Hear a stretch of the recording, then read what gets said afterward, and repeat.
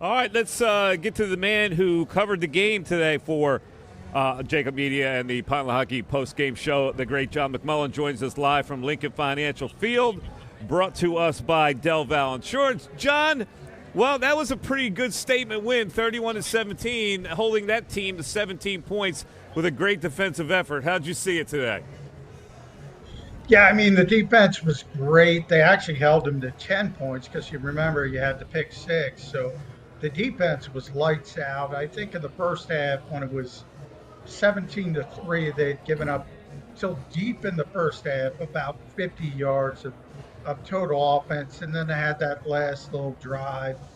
I heard you, Mike, while he was sitting in the green room that you were terrified about Sidney Brown playing. I got a lot of that this week, that people were terrified of the Miami Dolphins.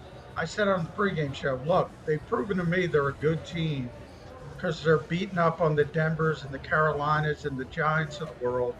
But the one time they played a good team, the Buffalo Bills, they lost by 4 touchdowns. So to me, coming into this game, the Dolphins were the team that had to prove something more so than the Eagles.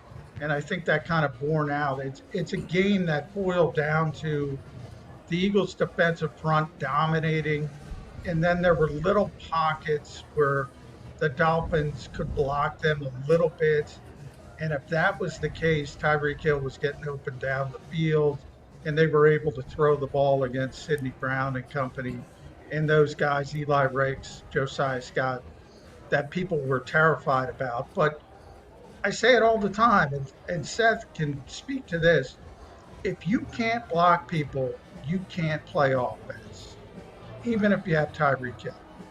And that's kind of what happened for the vast majority of this game. Hey, John, I found out during the course of the game that Jalen Hurts had been limping around the NovaCare complex last week, and then Mark Farzetta came up after the halftime show and said, you had mentioned on the halftime show that you guys had noticed it as well. But how was that such a well-kept secret when you consider the Philadelphia media is so good at uncovering a lot of this type of stuff? I'm surprised it wasn't a bigger story leading up to the game. Well, yeah, we did mention it. A couple of us saw Jalen walking toward the locker room, and he was walking really slowly. And it's kind of tough to tell with Jalen because even when he's completely healthy, he kind of walks slowly. But there was a little bit of a hitch. And a bunch of us mentioned it, but, he was never on the injury report. So it wasn't a serious injury. Guys play through stuff all the time. I was told he kind of banged it up in Los Angeles. So it's been a while. He did not hurt it in this game, but for whatever reason, he felt the need to put a brace on. A bunch of the guys afterwards said he was playing through pain. So he's been doing it for a couple weeks. And we'll see if it got worse. Nick went through that. I don't know if you guys saw it, but he went through the whole week when asked about the injury. Said, you guys are going to ask me tomorrow, and I'm going to say we'll have more information on Wednesday. You guys are going to ask me on Wednesday, is he going to be on the injury report? So, all you can do is wait and see, but clearly he's dealing with something, had a brace on. He's not 100%, playing through pain. But, if you think about those tush pushes, brotherly shoves, whatever he wants, didn't affect those on that final drive that pretty much sealed the game. Well, yeah, he hasn't been as mobile the past couple of weeks, but even if you think about the extended play where he had AJ for 32 yards down to the 1 yard line, still moving well enough to make those kinds of plays. But yeah, I mean, he's got an issue, and confirmed. The one thing he did confirm is he put on a brace. Again, said he didn't injure it during the game, and was asked if it'll affect him moving forward, and he said, we'll see, which isn't no, so kind of we'll see.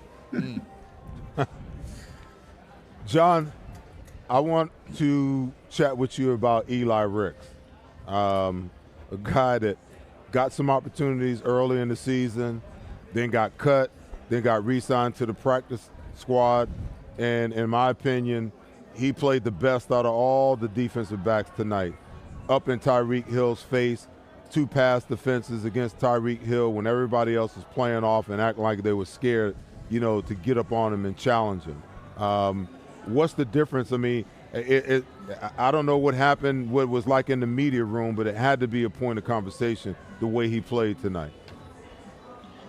Yeah, I mean, well, the last play was really impressive. 4th down desperation. He had tremendous coverage on Tyreek, and that probably was the best he was covered all night. But, the game was over by that point. I will say Eli never got cut. He's been around the whole time. The Eagles kept him on the 53. I was a little surprised. Undrafted, was a big-time prospect going into college at LSU, transferred to Alabama, never lived up to the hype. They only, I think, spent $5,000 to sign him. I thought they could get him through waivers, but they didn't want to risk it. And, the most impressive thing about Eli Ricks is he's 6'2", and all the injuries, they've had to play him in the slot. And it's almost one of those things where he doesn't know any better. So, you just throw him out there and he doesn't care if it's Tyreek Hill or Jalen Waddle or a lesser receiver. He just plays his game, and he's been good. Now, I don't want to overstate it and say, when Bradley Roby's healthy, I think he's going to be the slot corner. But he's done a nice job when they've been forced to go with other bodies in the slot. I will say, and the same thing with Sidney Brown. People had a right to worry about Sidney Brown. This was his first NFL start against a team averaging almost 500 yards a game, 37 points, and never played before, basically, and you're throwing him out there against Tyreek Hill and company, and he held up as well. But again, I go back to the first point I made. It was Josh Sweat. It was Hassan Reddick. It was Fletcher Cox. It was Jalen Carter making Tua uncomfortable. And that's what the Eagles defense is right now. It's the front is so good, so talented, it makes up for some of the deficiencies on the back end. But John, to your point about Eli Ricks not knowing any better, shouldn't that be the mindset of every player, that ignorance is bliss, and if we're going to play the game is a game of attrition as much as it is a game of competition and a game of challenges.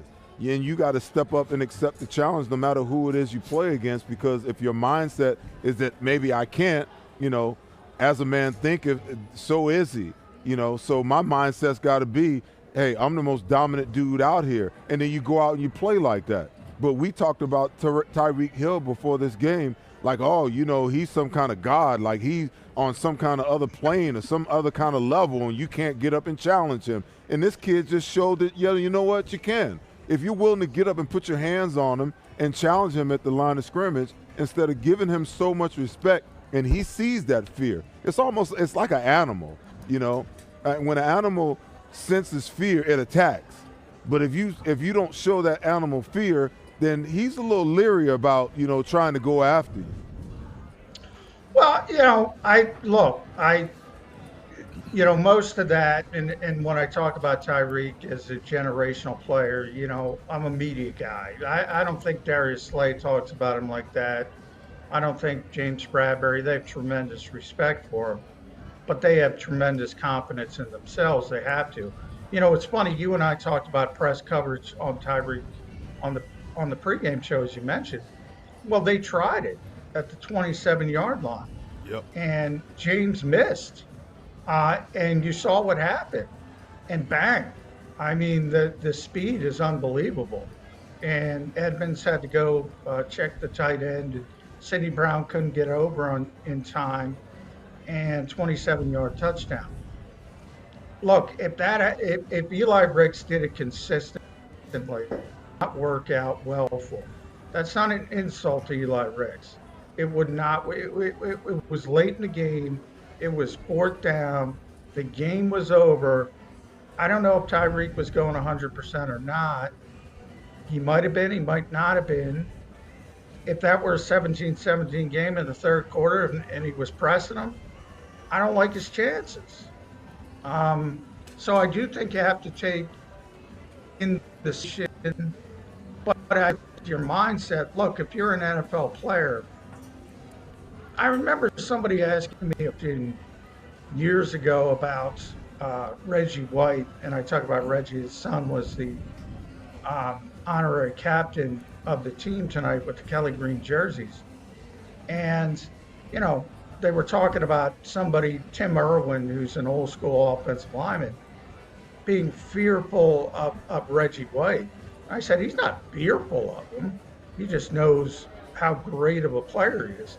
I don't know many NFL players that have fear, but they also recognize great players. And there's certain players, and you know this, Seth, guys talk about,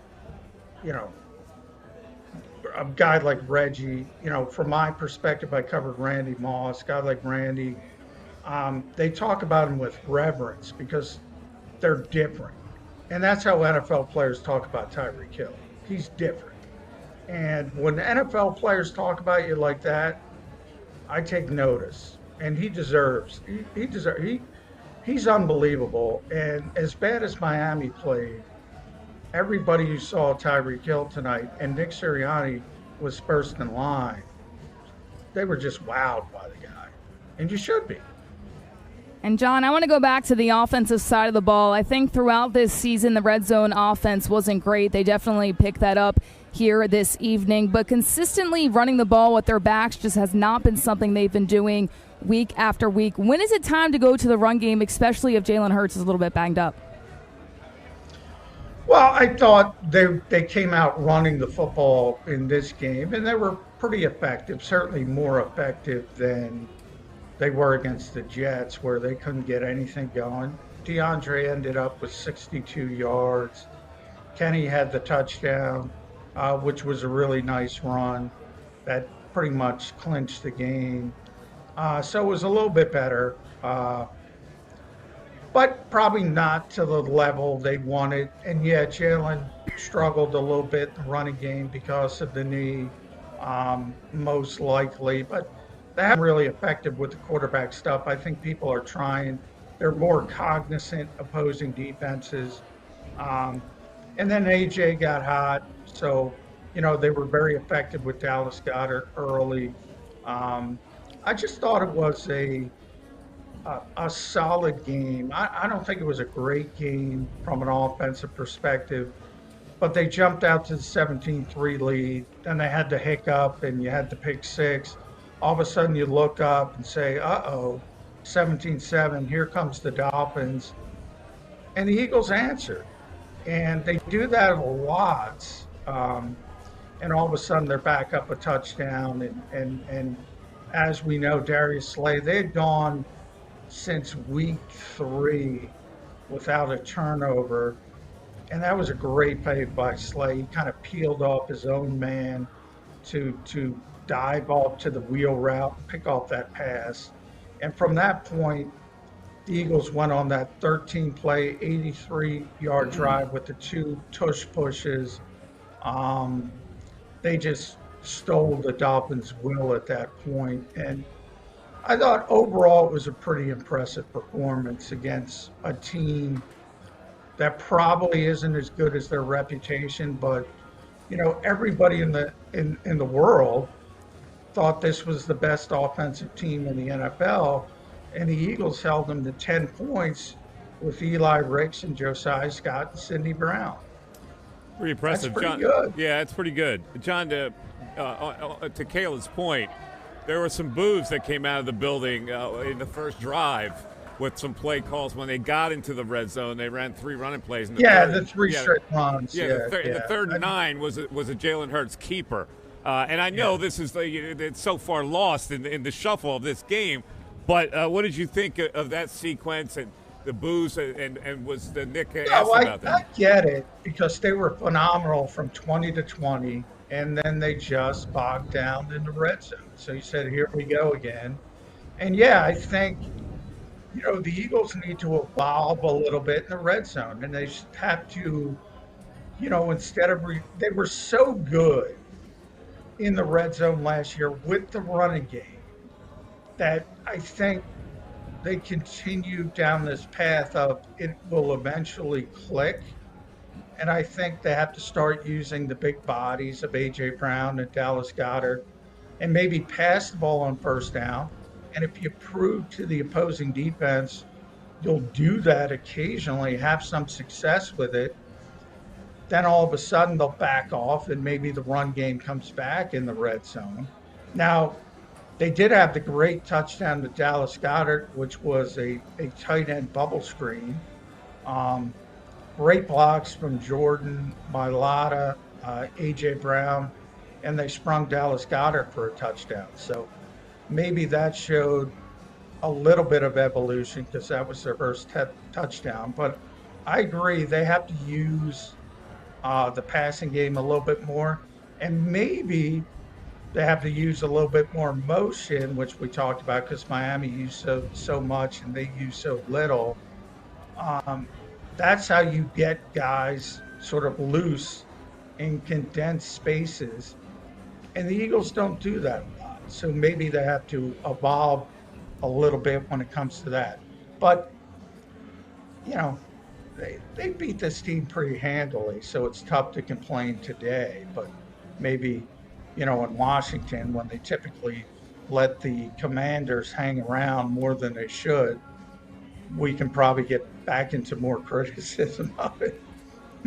Hey, John, we've covered a lot of topics with you throughout this session, but in a broader scheme of things, give me one aspect of the game tonight that just resonates with you, that will stick with your mind leading up to the next game against the Washington Commanders.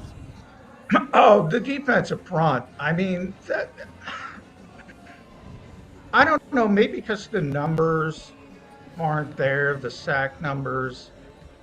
I mean, those guys just dominated games, and it started right away with Hassan Reddick. And you look at Hassan, this is the problem. If you only look at the box score, you see 4 tackles, and he had no sacks.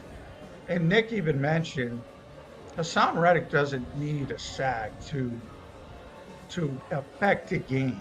Right. And you saw that today. Tackle for loss, putting Miami in a bad situation early in the game. He even dropped into coverage once, had a great coverage rep, and the pressures he puts on. And then the guys who did get home, Josh Sweat, and, Josh had a tremendous game.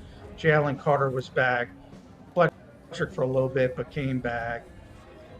Man, those guys, you see the numbers, 498 yards, 37 points a game.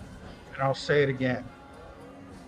Miami had 244 total yards. They scored 10 points on offense. That wasn't because, with all due respect to Sidney Brown, who was a great guy, and I'm happy for him, his first NFL start. Eli Ricks, who was, I think Seth points out, just not afraid of anything, goes out there. Josiah Scott's here for a couple days, and he goes out there and performs. With all due respect to those guys, if they didn't have that pass rush, they would have got murdered. And they didn't because of that pass rush. Well, John, I agree, but I also think that, the pass rush and the coverage kind of go hand in hand.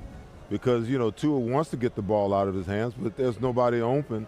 That you got to give the pass rush time to, the pass. That means that, that those guys are covering downfield, that the fact that they get there. And the fact that they get there means that, they're getting there and they're preventing Tua the time to get the ball down the field. I want to talk about, the offensive side of the ball. And, tonight the Eagles ran the ball statistically 34 times and passed it 31, okay? Why? Can you explain to me why it is, the offensive play calling doesn't follow this mode of operation all the time? I just don't get it, because in the games where they've had some semblance of balance, or where they've actually ran the ball, slightly more than they've passed the ball, they've had success. The times, where they try to get cute with it and throw a hell of a lot more than they actually run the ball, they've struggled and barely won some games. And the one game that they lost really bit them last week with 51 call pass plays to 18 call run plays. Well, I think the run-pass ratio in any game has more to do with the score in the fourth quarter. In other words, if you're up 2 touchdowns, it's probably going to look very balanced. If you're down 2 touchdowns or down 2 scores, it's going to look unbalanced because you're trying to pass the ball to get back in the game. So anytime the Eagles win, they generally look better in the run-pass ratio, or look better to people that want them to have balance, than whether they're either losing or in a tight game. Now, there's exceptions, and I think the Jets game was an exception because they tried to take advantage of a team that was missing its top 4 cornerbacks. So I think they took it to maybe a little bit of a more extreme degree, because they were so confident in their ability to throw the football, and it just didn't work out for them because they turned the football over too much. But for the most part, and I say this about any NFL game, because people ask me all the time, what's the run-pass ratio going to be? Tell me what the score is in the fourth quarter, and I'll tell you exactly what it's going to be. Because that to me is one of those things. In other words, you can come into a game plan and say, all right, we're going to get 64 plays. I'm going to throw it 32 times. I'm going to run it 32 times. And you could do that if you wanted to. But if you're down 2 touchdowns and you got to run it 12 more times, you're going to lose that game. You're probably going to lose it anyway. But you're going to do your best to try to get back in the football game, and that means passing the football. And, I always argue with fantasy football people who say Jalen Hurts only had 22 touchdowns or doesn't throw for 300 yards. Well, if you look at the quarterbacks that put up big numbers, 350, 400, even over 400, they're losing a lot of those games because you put up those numbers because you're behind trying to come back. So it's kind of one of those things. I don't think you can come into a game and say, I got to run it 50% of the time. I got to pass it 50% of the times. One thing Jim Schwartz told me years ago that I've always stuck with, games have personalities. And Super Bowl 52 is a perfect example. Jim didn't want to give up 505 passing yards. But guess what? That was the personality of that game. It was a shootout. And you end up making one play to win it on defense. Overall, it was not a good defensive day, but that happens sometimes. So I don't think you can go into a game and say, I got to do this or I got to do that. You kind of get the feel of the personality of that game. Week 2 in Minnesota is a perfect example of that. The Eagles came into that game with a different mindset. Brian Flores started playing light boxes, and they just said, all right, we're going to run the ball. And it worked. Conversely, if people are going to load boxes, try to stop the quarterback run game, the Eagles are going to try to take advantage of A.J. Brown, who, by the way, tied Calvin Johnson with a 5th straight game of 125 or more yards. So that's sort of the strength of this team. They could beat you anyway. And they usually, not all the time, but usually take what the defense is giving. John, I tend to agree with you. I'm just going to throw this at you, before I pass it to Kayla, I think.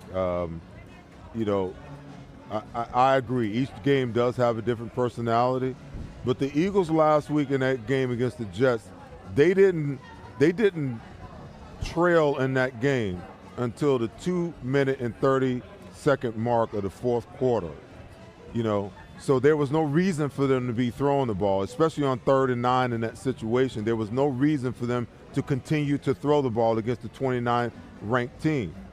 So over and over again, repeatedly, we see that when they, like early in the season when they struggle, week 2 and week 3 or week 3 and week 4, where they couldn't throw the ball with any kind of consistency, they went to the run game. And then that allowed them week 4 and 5 or week 3 and 4 to actually get to a point where the passing game began to open up because teams had to honor the fact that they had just rushed for 200 yards in back-to-back weeks. So I get it that there are situations, but your quarterback was struggling last week, and you just kept throwing the ball. Now they got back to more balance, and I agree. They probably don't look at the sheet and say, well, you know what, we've thrown the ball 10 times and we only ran it twice, so we need to balance it up. I get that. I get that a play call doesn't look at it that way, but at some point in time, you've got all of these coaching staffs and all of these analytical people that are on staff. Somebody is keeping track of that kind of stuff. And when the defense is on the field and the offense is on the sideline, you're looking at that and you're saying to yourself, man, we're out of balance a little bit. Maybe we're giving the defense, a little bit of an advantage because we're throwing so much and we're so throw heavy, that the defense is seeing it and they're pinning their ears back and they're coming to get us, and we can balance things up a little bit. That's the only point I get to, because no matter what the circumstances are, the numbers are the numbers. The top 3 teams in the National Football League right now, have been, this coming into this week, was the Miami Dolphins, the Philadelphia Eagles, and the San Francisco 49ers. I don't think anybody will disagree with that. They rank 1, 2, and 3 in run and yards per game rushing. There's no mystery to that. There's a reason why that is, and it's not just because they've been blowing people out. It's because the run game, as much as people want to push it to the side and discount it, is a part of what makes them go. It's a part of what makes Tua go. They couldn't run tonight, so he couldn't get going the way he had been going. Brock Purdy looked average last week when Christian McCaffrey checked out of the game, and it took away, their play-action pass. When the Eagles went pass-heavy last week, it cost them their first loss of the season. So, I mean, there's statistical data that backs up, whichever side you want to be on. Yeah, I criticized Nick last week for not running the ball on 3rd down, punting, mainly because of the other side. I think there's always context to each individual matchup. And I know Zach Wilson's the quarterback on the other side, so I'm going to lay up. I'm not going for the green. I said, I'm going to lay up. I'm going to punt the football and say, all right, if this guy can go the length of the field to beat me, I'll tip my cap to him. I don't think he can do that. I think Nick has had so much success being aggressive. You saw it again today with the tush pushes. He's going for it on 4th and 1 at his own 26-yard line, I think, on the first one. How many coaches do that other than Brandon Staley, who doesn't do it successfully because he can't do the tush push? Now, part of it is the Eagles are so successful at it. But, Nick even said, he was being aggressive. He wanted to go for the win. And he's been so successful. He's won so many games. I think there was a little bit of hubris and said, all right. And then also, but Seth, you also got to put it on a player. Jalen Hurts has to realize, even if I take a sack here, it's not the worst thing in the world. We can punt the football. You don't want to. You prefer, if nothing is there, maybe run the football for 2 or 3 yards, punt the football, live to play another down. So there's a lot of blame to go around. But, yeah, I mentioned last week they were probably got too extreme with it. But that was because you're going into a game saying, all right, they don't have Sauce Gardner. They don't have DJ Reed. They don't have their backups. and you're down to third string corners, and we have A.J. Brown and Devontae Smith and Dallas Goedert, I would have thought the same thing, and that's where the personality of the game comes in. I would have thought that pregame, I did think it pregame, it didn't work out like that, and that's where you got to shift and say, all right, this is not our day, let's get out of here with a win, and that's why the Eagles have one loss, and they shouldn't have one loss, but we're nitpicking at that point. And John, I want to look ahead to next week really quick. Last time they played this Commanders team way too close for comfort. I think we can all agree on that. Is there anything from this week that you need to see them clean up to try to go in there and get a victory and it not be some sort of trap game? Well, there's always things to clean up. I mean, they do need to be more, we keep talking about the red game, the red zone, and that's got to get better. Third downs, they've been clicking, best team in the NFL. Since week 5, they were at 62%. Now they were back down to 4 of 12, so they were really good early. Then they had a big lull on third downs. But first and foremost, we got to see if Jalen Hurts is healthy, because if he's not healthy, that's going to be an issue. Because Marcus Mariota is not going to. Then you start to worry. But Jalen played through it. He'll probably play through it again. Is he going to be 100% though? And Washington's a weird team. They tend to play the Eagles better in Philadelphia than they do in Washington. So maybe that helps the Eagles out a little bit. But if anybody saw the Commanders-Giants game this afternoon, they set football back about 50 years. So I don't know if you're going to be too worried about Washington, but they always seem to keep it a little bit closer than it should be. Division game, I guess. John, thank you so much for your insights. We appreciate hanging out late with us. And, of course, John is brought to us by the great people at, let's see, where are we? Tri-Tech? I thought John was presented by Del Valle Insurance. John's presented by everybody. John, thank you so much. We'll talk to you next week. Oh, man. All right. Thanks, guys. Appreciate it. There you go. There's John McMullen. Let's take a quick break. We'll come back. We got game balls to give out with a little bit of a twist, maybe. Maybe we're not giving out game balls. Maybe we're giving out a special jersey. Yeah, that could be. That's coming up after this in the Pond Hockey Eagles postgame show, live from Ocean. Back after this. Hi, everybody. My name's Jason Lombardi. I'm an inspector at DryTech. At DryTech, we offer 3 major services. The first one being basement waterproofing. The second service we offer is foundation and structural repairs. And then the third service that we offer is mold remediation. If you feel you are having a waterproofing issue, give DryTech a call or check us out online.